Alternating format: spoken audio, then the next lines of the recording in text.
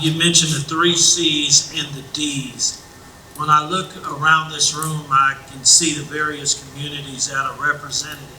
And one thing that really shows up when it comes to disaster preparedness, when it comes to disaster mitigation, a lot of our communities, our low income, our black belt communities, are underrepresented when it comes to disaster recovery. Shed a little more light on that, please. I agree that rural and minority communities are underrepresented.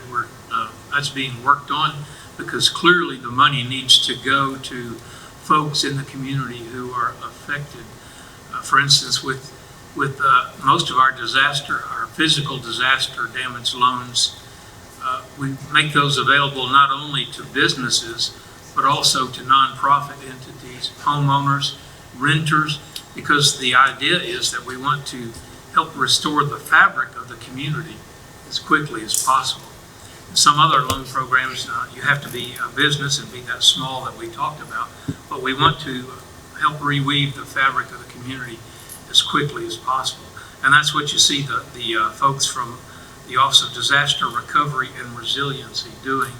We also are trying to work with folks to build resiliency. Whenever I talk to a group of business owners, I always encourage them to think a little bit about disaster, because a disaster does not have to be a hurricane or an outbreak of tornadoes or a wildfire. It could be something as simple as a broken water main or a vehicle that gets loose and runs through the front of your business. What are you going to do now? So I encourage all business owners to think a little bit about, if something happened today, could you reopen tomorrow? So, have key information kept off-site somewhere, whether it's a vendor list or a customer list, or just think about it. Just think about it. And there are a lot of resources online from FEMA and from SBA about how to plan for that. And we can also set up some workshops through our Resource Partners Network that I mentioned to help people plan to begin to mitigate and build their resiliency.